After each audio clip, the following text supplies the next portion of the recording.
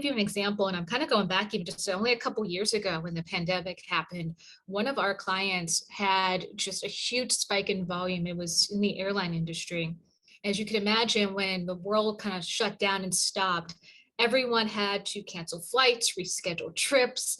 I think about, when or if I'll do a vacation. So there was this massive volume that came in around rescheduling, ticket cancellations, and they just weren't staffed for it. It was on a list actually to be automated, to be able to respond and help the customer out, but it wasn't really a top priority at the time. But what they found is when they were able to go in, do this automation, which by the way, we doubled down efforts and got it done in under a week for them, because the volumes were just so high, massive, 400% increases. Like those are huge, right?